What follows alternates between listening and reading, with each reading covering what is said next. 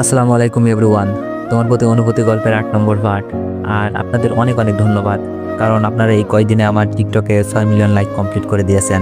আর আমি কখনো ভাবিনি যে আপনারা আমাকে এতটা ভালোবাসেন। তো চলুন বেশি কথা না বলে গল্প শুরু করা যাক।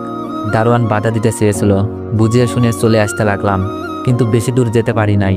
পেছন দিক দিয়ে কে যেন আমার হাত টেনে নেয়। আমি পেছনে তাকিয়ে দেখি রিমি। কিছু বলার আগেই আমার গালে সজোরে চড় বসিয়ে দিল। রিমি কান্না করতে করতে বলল, কোথায় চলে যাচ্ছিলে তুমি? রিমি, আমি মুখ দিয়ে কিছু বের হচ্ছে না। রিমি কান্না সুরে বলল, রিমি আমি কি, হ্যাঁ কি ভেবেছো তুমি? চলে গেলে সব সমাধান হয়ে যাবে? মাথা নিচু করে বললাম, রিমি আমি চাই না আঙ্কেল আন্টি কষ্ট পাক। রিমি বলল, তুমি আব্বু আম্মুর কষ্টটাই দেখলে, আমার কষ্টটা দেখলে না? তোমার জন্য আমার ভিতরে যে কি রক্তক্ষরণ হচ্ছিল তুমি জানো? কাগজটা পাওয়ার পর এক মুহূর্তের জন্য মনে হচ্ছিল এই বুঝি সবকিছু অন্ধকার হয়ে এলো। রিমি কান্না করছে অঝর নয়নে। আমি বললাম, রিমি তুমি বলো আমার কি করা উচিত ছিল? যেই মানুষগুলো আমার বিপদে এসে দাঁড়িয়েছে তার মেয়ের সাথে সম্পর্ক করব? রিমি বলল, আমি বলেছিলাম তো আব্বু আম্মুকে ম্যানেজ করে নিব। আমি বললাম, রিমি এটা হয় না, আমাকে চলে যেতে দাও। আমি পা বাড়ালাম। রিমি হয়তো আমার কথা বুঝবে না। রিমি রাগ দেখিয়ে বলল, কোথায় যাবে শুনি?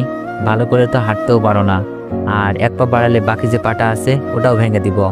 হয়তো এটাই ভালোবাসার বহিঃপ্রকাশ। আমি রিমির ভালোবাসা বুঝি, কিন্তু ভালোবাসার মূল্য দিতে পারছি না, যার জন্য আমারও খারাপ লাগছে। রিমি মন খারাপ করে অভিমানী সুরে বলল, আচ্ছা বাসায় চলো, ভালোবাসতে হবে না। আমি জানি রিমি আমার সুস্থতার জন্য এই কথা বলছে।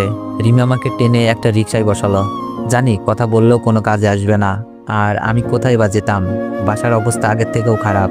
ভাবিকেও সংসার ছেড়ে থাকতে হচ্ছে, আর আমার পাও তো ভালো নাই। কি কাজ করে দিন কাটাবো?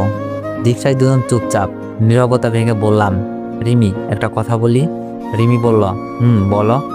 আমি বললাম, রিমি আমি তোমাকে ভালোবাসি, কিন্তু তোমার পরিবারের বিরুদ্ধে যেতে পারবো না। আর এখন আমার লক্ষ্য হচ্ছে ভাবিকে তার সংসার ফিরিয়ে দেওয়া। রিমি বলল, আমিও তো তাই চাই, তুমি তোমার পরিবারের সম্মানে ফিরে যাও, আর ভাবিও তার সংসার। আমি বললাম, রিমি আমার একটা অনুরোধ রাখবা? রিমি বলল, বলো।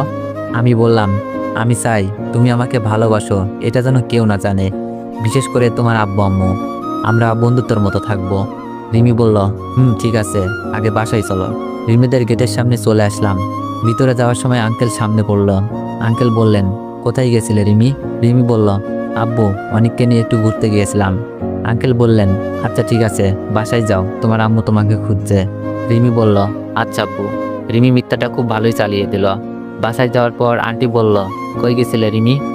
রিমি বলল, আম্মু অনেককে একটু ঘুরতে নিয়ে গিয়েছিলাম, আর আমার মনটাও ভালো ছিল না। আন্টি বলল, আমাকে বলে যেতে, কত চিন্তা হচ্ছিল আমার। রিমি বলল, সরি আম্মু, আর এমন হবে না।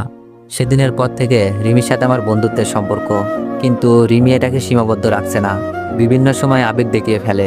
তবে আঙ্কেল আন্টি এই ব্যাপারে কিছুই জানে না। আর আমি রিমিকে বলেছি, আমি রিমিকে তখনই ভালোবাসবো যখন আঙ্কেল আন্টি মেনে নিবে, আর প্রতিষ্ঠিত না হতে পারলে তো কোনোভাবেই মেনে নিবে না। আর আমার প্রধান লক্ষ্য হলো পাটা পুরোপুরি ভালো হয়ে যাওয়া। ভাবির সাথে মাঝে মাঝে কথা হয়। ভাবি এখনো নিজেদের বাসায় আছে। আমাদের পরিবারের লোকজন নাকি খবরও নেয়নি। ভাবিও সেই অপমানের কারণে কারোর সাথেই কথা বলেনি, আর ভিডিও পাওয়ার কোনো ক্লু খুঁজে পাইনি, আর পাবো বলেও মনে হচ্ছে না। তাই বলে জীবন থমকে যাবে এমনটা না।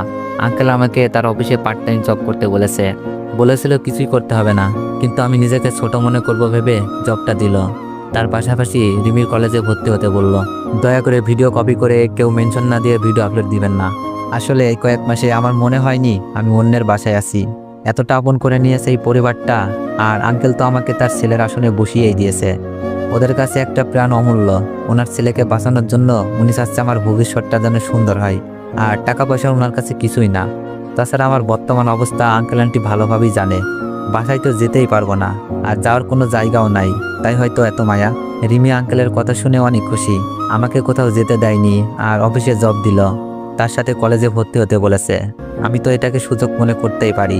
এতে করে লেখাপড়াটা এগিয়ে নিয়ে যাওয়া যাবে, আমিও বাসা ছেড়ে ভালো থাকতে পারবো। কিন্তু কলেজে ভর্তি হতে হলে পূর্বের কলেজ থেকে ছাড়পত্র আনতে হবে। তাই ছাড়পত্র আনার জন্য কলেজে যাওয়ার সিদ্ধান্ত নিলাম আজ। বাসে বসে আছি, মনে হচ্ছে বাসায় যাচ্ছি। আসলে বাসা থেকে কলেজ মাত্র 5 মিনিটের রাস্তা। আর যদি বাসায় যেতে পারতাম, আম্মুর হাতে রান্না খেতে পারতাম, ভাইয়ার উপদেশ আর আব্বুর ভালোবাসার শাসন পেতাম। কিন্তু তা আর হলো না। বাস চলছে, বুকের ভেতর কেমন ব্যথা ব্যথা লাগছে। যদি দূর থেকে আম্মুকে দেখতে পারতাম। বাস এসে থামলো। বাস থেকে নামা মাত্রই আবিরকে দেখলাম। আবির আমাকে দেখেই দৌড়ে আসলো। আবির বলল, কিরে অনিক, এতদিন কইছিলি তুই কলেজে যাস না, মোবাইলে কল দিলে বন্ধ, কলেজের স্যার ম্যাডাম তোর কথা মিথিলাকে জিজ্ঞেস করলে বলতো তুই নাকি রাগ করে বাসা থেকে চলে গেছিস। আমি বললাম, ঠিকই বলেছে, রাগ করে চলে গিয়েছিলাম। মিথিলা কলেজে আসে? মিথিলা আজ যাই হোক কলেজে এই অপবাদটা দেয় নাই। আবির বলল, প্রতিদিনই তো আসে মনে হয়। কেন গেছিলে রাগ করে, আর মোবাইল বন্ধ কেন? আমি বললাম, এমনিতেই আব্বু মারছিল, পরে ঢাকায় মামার বাসায় উঠি, ওইখানেই ভর্তি হব, তাই কলেজ থেকে কিছু কাগজপত্র তুলতে এসেছি। আমার তো কোনো মামাই নাই, তবে আমার কিছু বলার ছিল না, মিথ্যাটা বলতেই হলো। আবির বলল, ও আচ্ছা, কলেজে যাবি এখন? আমি বললাম, আচ্ছা চল। আবিরের সাথে কলেজে গেলাম। কলেজে পুরনো স্কুল জীবনের বন্ধুরা এসে ভিড় করলো।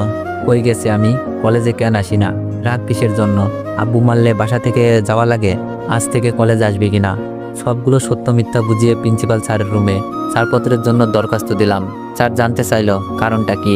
আমি স্যারকে বললাম, ঢাকাতে একটা পার্ট টাইম জব পাইছি, তাই ওইখানে ভর্তি হব। স্যার আমাকে কাগজপত্র সব বুঝিয়ে দিল। পরিচিত স্যার ম্যাডামের খবর নিলাম। সবাই আমার না আসার কারণ আর এই কলেজ থেকে চলে যাওয়ার কারণ জানতে চাইলো। প্রিন্সিপাল স্যারকে দেওয়া উত্তর দিয়েছি সবাইকে। অফিস থেকে বের হতেই মিথিলাকে চোখে পড়ল। আগের মতোই পর্দা করে আছে। এই মেয়েটা যে আমার চিরচেনা, যতই পর্দায় থাকুক চিনতে ভুল হবে না। মিথিলাকে দেখে কেন জানি ঘৃণা আসছিল না। মন চাচ্ছিল মিথিলাকে গিয়ে জিজ্ঞেস করি, কেমন আছিস মিথিলা, আমাকে বাসা থেকে বের করে খুব সুখে আছিস তাই না? মুহূর্তেই চোখ ঘোলা হয়ে আসলো। মিথিলাও দেখছে আমার দিকে চেয়ে আছে। হয়তো কারো কাছ থেকে শুনেছে আমি কলেজে এসেছি, তাই হয়তো এক নজর দেখার জন্য দূর থেকে তাকিয়ে আছে। আবার আমার ধারণা ভুলও হতে পারে। আমি বেরিয়ে যাওয়ার জন্য হাঁটতে থাকি, মাথা নিচু করে মিথিলাকে দেখি নাই এমন একটা ভাব নিয়ে। কিন্তু মিথিলাকে আমার দিকে এগিয়ে আসতে দেখি। আমি পাশ কাটিয়ে চলে যাব, এমনি মিথিলা ডাক দিল। তো এভরিওয়ান, নেক্সট বার চাইলে একটু বেশি বেশি কমেন্ট করুন আর একটু বেশি বেশি কপি লিঙ্ক করে দিন। ধন্যবাদ।